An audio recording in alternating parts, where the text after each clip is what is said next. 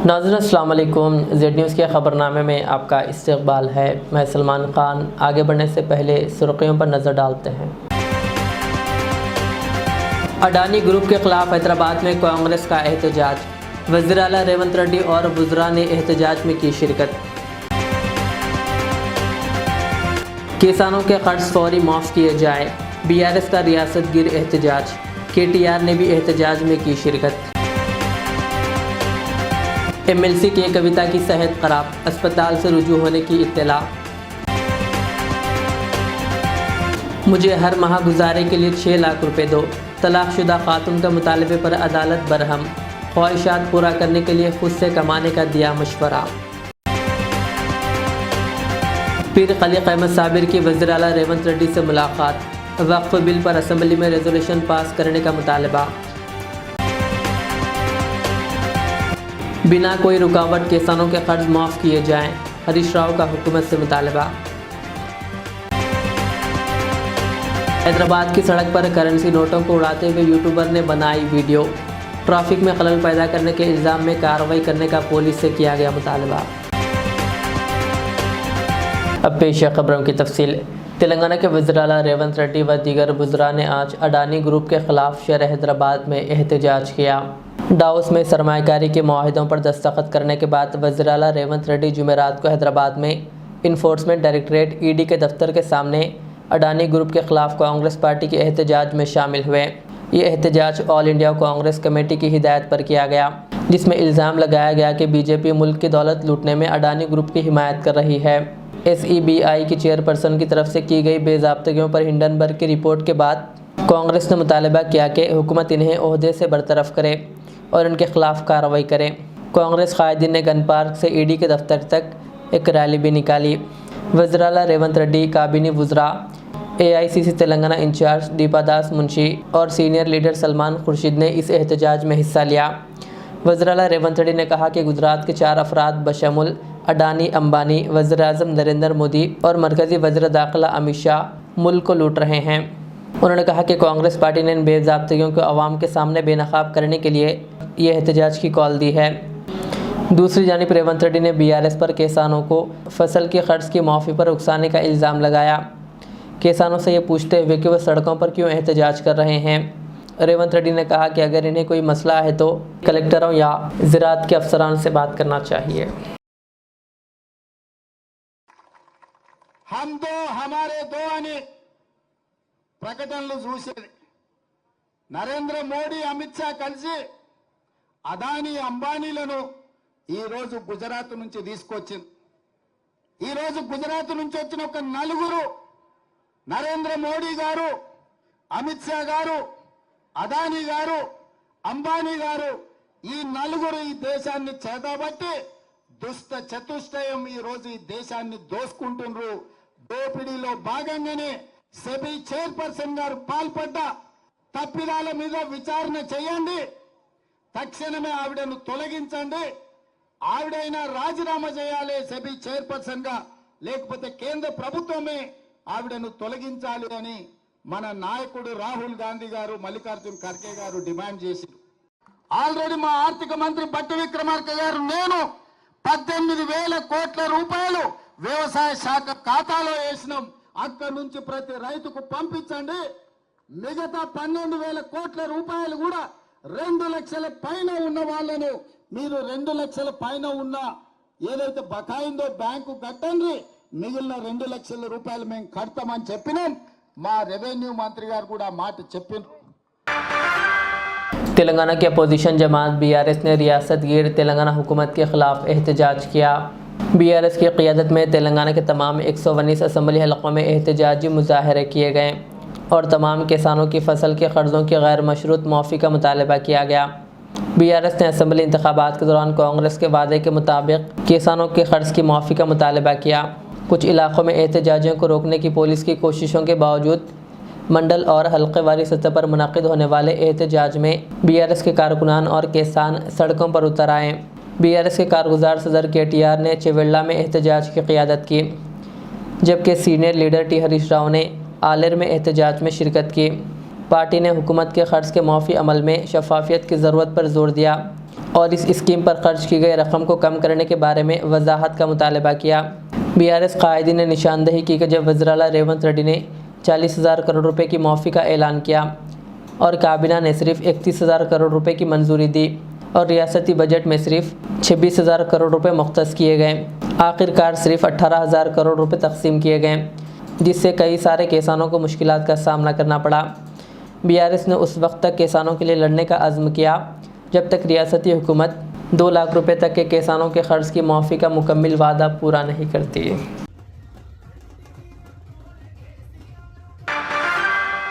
बीच road पर एक शख्स की जानिब से रकम हवा में उड़ाने का वीडियो वायरल हो रहा है। शहर हैदराबाद के कुकटपल्ली इलाके में एक शख्स को पैसे हवा में उड़ाते हुए देखा गया। इस वायरल वीडियो पर सोशल मीडिया सारिफीन ने गम व गुस्से का इजहार किया और कंटेंट क्रिएटर के ख़िलाफ़ सख्त कार्रवाई का मुतालबा किया। सोशल मीडिया सारिफीन ने कहा कि ऐसी हरकत से सड़क हादसात पेश आ सकते हैं क्योंकि लोग पैसे चुनने में मसरूफ़ है। उन्होंने पुलिस से इस कंटेंट क्रिएटर के ख़िलाफ़ सख्त कार्रवाई का मुतालबा किया। साबिक़ वज़ीर व बीआरएस के सीनियर कायद टी हरीश राव ने कहा कि कांग्रेस पार्टी ने असम्बली इंतखाबात में किसानों के कर्ज़ों की माफ़ी का वादा किया था और लोकसभा इंतखाबात से पहले वज़ीर-ए-आला रेवंत रेड्डी ने हर ज़िले का दौरा किया और भगवान के नाम पर वादा किया कि 15 अगस्त तक तमाम किसानों का कर्ज़ माफ़ कर दिया जाएगा। लेकिन अब 15 अगस्त भी गुजर चुका है और आधे किसानों के भी कर्ज़े माफ़ नहीं किए गए। हरीश राव ने कहा कि रेवंत रेड्डी हुकूमत एहतजाज करने वाले किसानों के ख़िलाफ़ नोटिसें भेज रही है और इनके ख़िलाफ़ मुकदमात दर्ज कर रही है। हरीश राव ने हुकूमत से मुतालबा किया कि वो तमाम किसानों के कर्ज़ों को फौरी माफ़ करे। రుణమాఫీ కాలేదని అడగడం కూడా నేరమేనట। రుణమాఫీ కోసం ధర్నాకు పోతామంటే రైతులకు నోటీసులు ఇస్తారట। రుణమాఫీకి పోయే రైతులను అడ్డం నిలబడి మీరు ధర్నాకు పోవద్దని పోలీసు వాళ్ళే ఆపుతారట। ఈ రకంగా కాంగ్రెస్ పార్టీ చెప్పిందేమో ప్రజాపాలన, చెప్పిందేమో ఇందిరమ్మ రాజ్యం, మరి ప్రజాపాలనలో నిరసన చెప్పే హక్కు ఉండదా? నువ్వు చేసిన మోసాన్ని ప్రశ్నించే హక్కు ఉండదా? నీ దగాకోరు తరాన్ని ఎండగట్టే అవకాశం ప్రజాస్వామ్యంలో ఉండదా అని నేను రేవంత్ రెడ్డిని అడుగుతా ఉన్నా। ఇవన్నీ కూడా ఇలా ఒకటి ప్రజలకు అర్థమవుతుంది, మాటలు మాత్రమే ఉన్నాయి తప్ప చేతల్లో కాంగ్రెస్ పార్టీ ఇలా మోసం చేసిందని ప్రజలకు ఇప్పుడిప్పుడే అర్థమవుతుంది। ఆ రోజు మనం ఎల్ఆర్ఎస్ తెస్తే ఎల్ఆర్ఎస్ వద్దు అన్నారు। అబ్బా ఎల్ఆర్ఎస్ వ్యక్తి రైతుల దగ్గర ప్రజల దగ్గర డబ్బులు వసూలు చేస్తారా అన్నారు।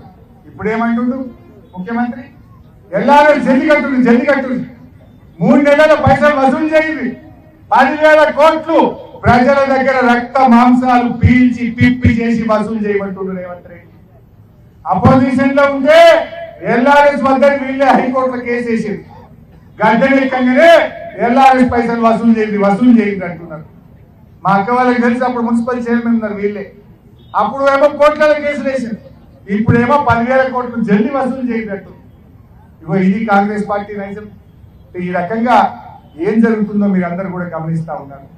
కార్యకర్తలతో కూడా మనం ఒకటే, గ్రామాన టామ్ చేయండి, ఇంటింటికి పోయి రుణమాఫీ కాని వాళ్ళ వివరాలు సేకరించండి, ఆ వివరాలు పల్లా రాజేశ్వరన్నకి ఇవ్వండి, మేమందరం కలిసి చీఫ్ సెక్రటరీకి ఇచ్చి ప్రభుత్వం మేడం వంచి రుణమాఫీ అయ్యేదాకా మీ పక్షాన పోరాడతాం।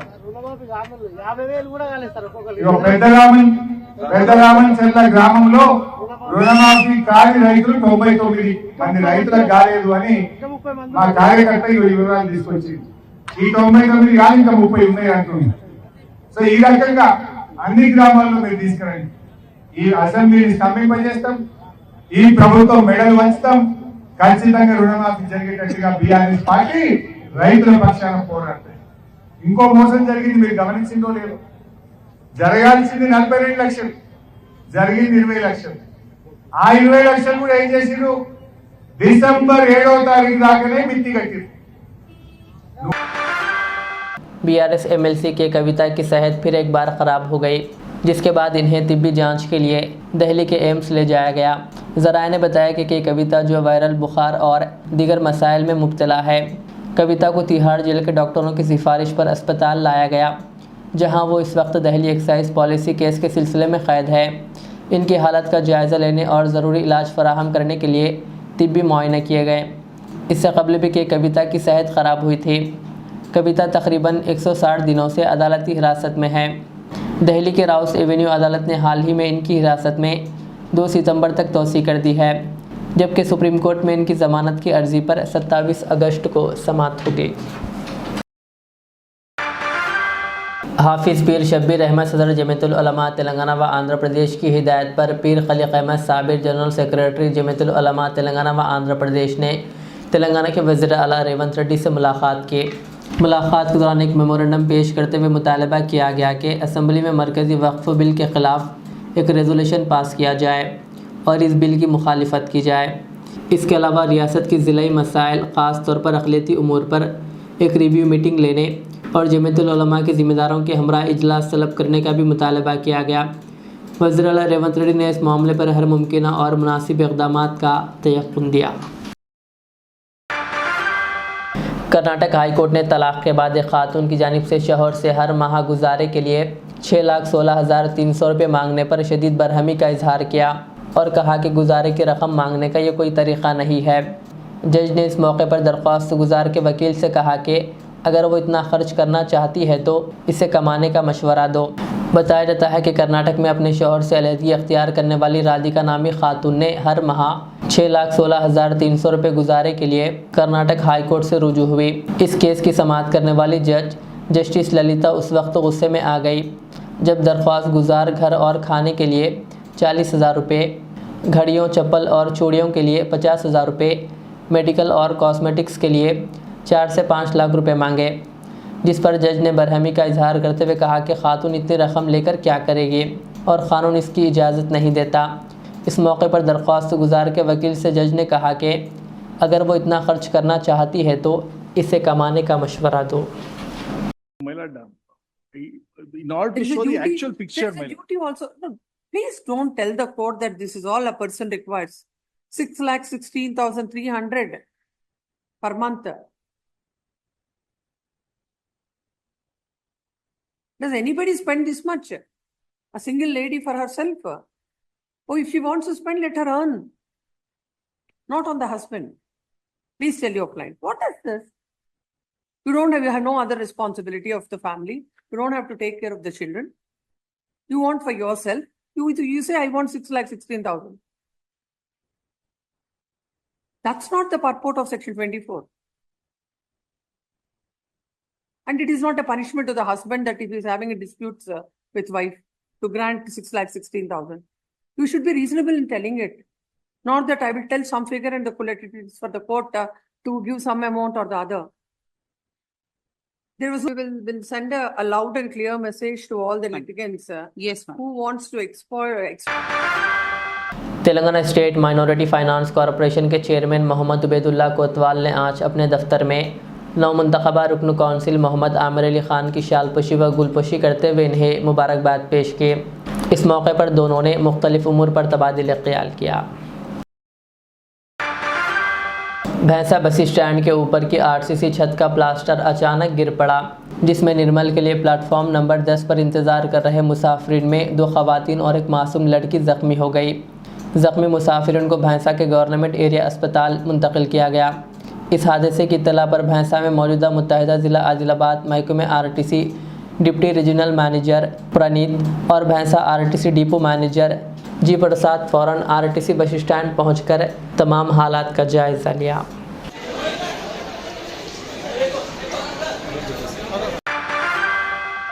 तेलंगाना के निज़ामाबाद शहर में बारिश के नाले में बह जाने वाले 2 साल की लड़की की लाश बरामद हो गई। चारशंबे की शाम निज़ामाबाद शहर के आनंद नगर में रहने वाली 2 साला लड़की अपने घर के सामने खेलते हुए सामने से गुजरने वाले नाले में बह गई। इस बात की इत्तला इसके साथ खेलने वाले दीगर बच्चों ने इनके घर वालों को दी। घर वालों ने पुलिस को इसकी इत्तला दी और पुलिस ने बल्दिया के अमले के ताउन से बच्ची को रात में काफ़ी तलाश किया। ताहम जुमेरात की सुबह बच्ची की लाश काफ़ी दूर बरामद हुई। पुलिस ने लाश को मुर्दाखाना मुंतकिल कर दिया।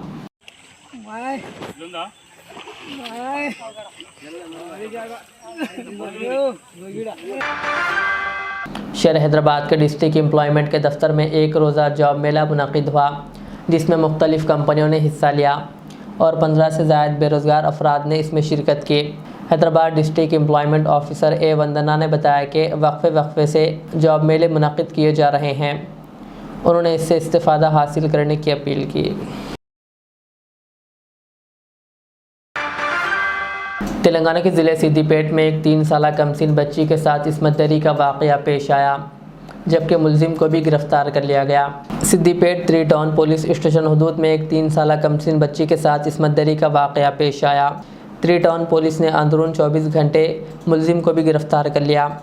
इंस्पेक्टर विद्यासागर ने केस की तफसीलात बताते हुए कहा कि सिद्दीपेट के एक इलाके में ज़ेर तामीर अपार्टमेंट में नेपाल से वाबस्ता एक शख्स चौकीदार के तौर पर काम करते हुए अपने ख़ानदान के साथ क़याम पजीर है। 19 अगस्त की दोपहर के वक्त इसी अपार्टमेंट में उत्तर प्रदेश से वाबस्ता अजय नामी शख्स, जो इसी अपार्टमेंट में पेंटिंग का काम कर रहा था, चौकीदार की 3 साला पोती को अपने कमरे में ले जाकर जिनसी ज़्यादती का निशाना बनाया। जब वो रो रही थी तो चौकीदार ने जाकर पोती को उठाया और फौरी तौर पर 3 टाउन पुलिस को इसकी इत्तला दी। इंस्पेक्टर और अमले ने जाए वक़्त पहुंचकर बच्ची को सिद्दीपेट के सरकारी अस्पताल मुंतकिल कर दिया। पुलिस ने इस वाक़े के सिलसिले में मुकदमा दर्ज करते हुए तफ्तीश शुरू कर दी और 20 अगस्त को मुलजिम को गिरफ़्तार कर लिया। मुलजिम मौजे पोनाल के बस स्टॉप पर गाड़ी के इंतज़ार में खड़ा था कि पुलिस ने इसे गिरफ़्तार कर लिया। पुलिस ने कहा कि सरकारी दवाखाने के डॉक्टरों के मुताबिक बच्ची की सेहत मुस्तहकम है। पुलिस ने कहा कि फास्ट ट्रैक कोर्ट के ज़रिए इस काती को सख्त सज़ा दिलाई जाएगी। भैंसा सरकारी दवाखाने में गुज़िश्ता रात ज़दगी ऑपरेशन के दौरान नौमौलूद और ज़च्चा दोनों फौत हो गए, जबकि अफराद ख़ानदान ने सरकारी दवाखाने में ड्यूटी पर मौजूद डॉक्टरों की लापरवाही बरतने और ज़च्चा व नौमौलूद को मारने का इल्ज़ाम आयद करते हुए इंसाफ का मुतालबा किया। मुतवफ़्फ़ी खातून राठौड़ शीतल 23 साल की ये दूसरी ज़चगी बताई गई और मुतवफ़्फ़ी खातून का ताल्लुक़ कोबेर मंडल के मौज़े बरमेश्वर से है। प्रेम है सर, मरलाकुंडा। मैं कल 3 बजे आया यहाँ पर एम्बुलेंस में, लाके नहीं कि अंदर एडमिशन कर दिए। करने के बाद नहीं किया, वो अभी 6 बजे होता, 7 बजे होता, ऐसा हमारे को बोले। नॉर्मलिज होता, सीजर करने का ज़रूरत नहीं है बोल के बोले। उसके बाद में नहीं कि तो बच्ची नहीं कि अब चिल्लाना रोना वहाँ जगह पे नहीं टिक रही, तो हाउर जाके मैं बोला तो इसका टाइम बोले 11 बजे है, 11 बजे बच्चे हो जाता। 11 बजे भी देखे, 11 बजे के बाद हाउर गए, मैडम क्या होगा बोले तो नहीं कि सुबह होता बोले। तो अब रात तमाम ये पूरा ग्राउंड में नहीं कि बच्चे नहीं कि रोते फिरने लगी, उनको कोई आके देख रहे नहीं। सिस्टर ने भी नहीं देखा क्या? नहीं देखे सर, सिस्टर ने भी नहीं देखे। जाके बोल रहे तो नहीं कि हमारे को मालूम तुम क्या डॉक्टर है क्या? अच्छा, उनके होने के टाइम पे होते। हम बोला ठीक है साहब, इनका क्या है तो दुखरा सो नहीं कि इनको थोड़ा ट्रीटमेंट तो करो ना। नहीं कुछ नहीं है, अब ट्रीटमेंट उनका सुबह में बच्चा हो जाता। सुबह में फिर 9 बजे काशीनाथ सर आया। काशीनाथ सर आने के बाद उसका MRI बनाया, CT स्कैन बनाया बच्ची का। बनाया तो नहीं कि सर को बोला मैं सर पाँव पड़ तो मेरे बच्चे का नहीं कि नॉर्मल नहीं होता, तुम सीजर बना दो। तो नहीं बेटा बोले अभी 1 घंटे में हो जाता, नॉर्मल सीजर करने का ज़रूरत नहीं है, नॉर्मल हो जाता। ले जाके डाल दिया अंदर। अब बच्ची रोना वो अभी होता, 12 बजे होता, 10 बजे होता, ऐसा बोलते बोलते नहीं कि 2 बजे मैडम बोली, वो रोजा मैडम क्या बोली, 2 बजे हम उसको पूछे मैडम होता तो होता बोलो, नहीं तो हम आगे कहाँ भी ले जाते, हम सीजर करवा लेते, उसका इलाज करवा लेते। हम आप बोले रोजा मैडम को। डॉक्टर कौन सा था? डॉक्टर का वो रोजा, हाँ वो मैडम को हम बोले तो वो मैडम क्या बोली, अभी आधा घंटे में नहीं कि बाहर गिर जाता बेटा, बोले तुम कहाँ भी ले जाने का जरूरत नहीं है, नॉर्मलाइज हो जाता। तो हम बाहर इस बैठे वाले आधा घंटे में नहीं कि गाड़ी में डाल के नहीं कि हमारे को नहीं बुलाया जैसा गाड़ी में डाल के बाहर ला रहे उसको। मैं बोला मैडम किधर? तो ऊपर सीजर करने का है बोले। ऊपर ले गए, ले जाके नहीं कि सीजर करे तो नहीं कि बेटा पैदा हुआ, रोना नहीं धोना नहीं कुछ भी नहीं सर, सीधा लाके नहीं कि हमारे सामने मर गया बोल के नहीं, फिर लास्ट टाइम पे निकालने के टाइम पे मर गया बोल के लाके रख दिया। साहब इसका सीजर बना के नहीं कि ला के वहाँ छोड़ दिए, ला के छोड़ के नहीं कि उसको ग्लूकोज चालू कर दिए। ये फर्स्ट है सेकंड है? हाँ ऐसे कर पहला नॉर्मल हुआ सर, अच्छा। पहला नॉर्मल हुआ तो ला के छोड़ दिए। छोड़ने के बाद नहीं कि अब मैडम के पास गया मैं, मैडम बच्चा मर गया, उसका कैसा हम कैसा ले जाना, तो तुम कैसे भी ले जाओ, बोले तुम्हारे पास से हम सही ना कर लिए, तुम्हारा वीडियो का ये कर लिए, बोले हम तुम बाहर ले जाओ, तुम कहाँ भी लेके जाओ। मैडम हम अंदर रख देते, हमारे को गाड़ी होना, गाड़ी दो हम जाते। नहीं बोले हमारे पास गाड़ी फीड़ी कुछ भी नहीं, ऑटो फिटो लेके जाओ। इतने में नहीं कि काशीनाथ सर को फ़ोन करेगी, क्या करेगी, काशीनाथ सर गाड़ी भेजा, वो गाड़ी में ले जाके बच्चे को नहीं कि मोता करके फिर बाद में पानी ना के हम रिटर्न आए बच्ची के पास। घर से रिटर्न आए तो नहीं कि बच्ची का पाँव एक तरफ, हाथ एक तरफ, उसके पास कोई नहीं है। हमारा एक आदमी था वहाँ पर, तो मैं बोला ये ऐसा कैसा सोए वाले हैं, आके पूरे वैसा फड़ के मुँह ऐसा दिख रहा मेरे को, तो ये ऐसा इसका कुछ हलचल नहीं हो रहा, ये क्या बात है। नहीं बोले उन्हें सोए वाली है, अभी जो बोले सोए वाली है तो इसको नको हिलाओ बोल के बोले। तो मेरा दिल नहीं ठहर रहा, तो मैं नहीं कि थोड़ा या ऐसा निकाल के नहीं कि यहाँ देखा तो ये भी कुछ हिल रहा नहीं, यहाँ देखा ये भी कुछ नहीं हिल रहा। मैं बोला अरे मेरी बेटी मर गई रे, बोला। जब ये में सब भाग के आया सर। आखिर में सुर्खियां और एक बार। अडानी ग्रुप के खिलाफ हैदराबाद में कांग्रेस का एहतजाज, वज़ीर आला रेवंत रेड्डी और वुज़रा ने एहतजाज में की शिरकत। किसानों के कर्ज फौरी माफ़ किए जाए, बीआरएस का रियासत गिर एहतजाज, केटीआर ने भी एहतजाज में की शिरकत। एमएलसी की कविता की सेहत खराब, अस्पताल से रुजू होने की इत्तला। मुझे हर माह गुजारे के लिए 6 लाख रुपए दो, तलाकशुदा खातून का मुतालबे पर अदालत बरहम, ख्वाहिशात पूरा करने के लिए खुद से कमाने का दिया मशवरा। पीर खलीक अहमद साबिर की वज़ीर आला रेवंत रेड्डी से मुलाकात, वक्फ बिल पर असम्बली में रेजोल्यूशन पास करने का मुतालबा।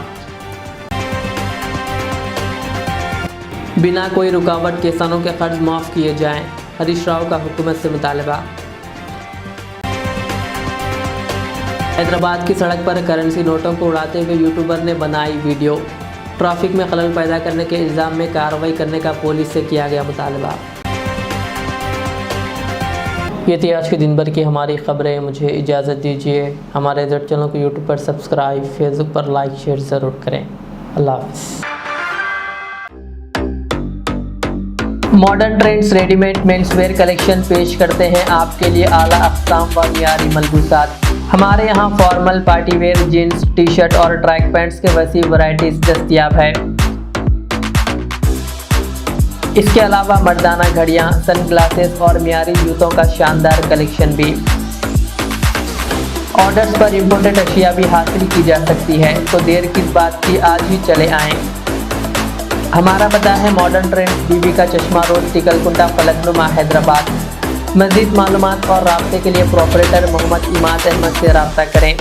9959541435।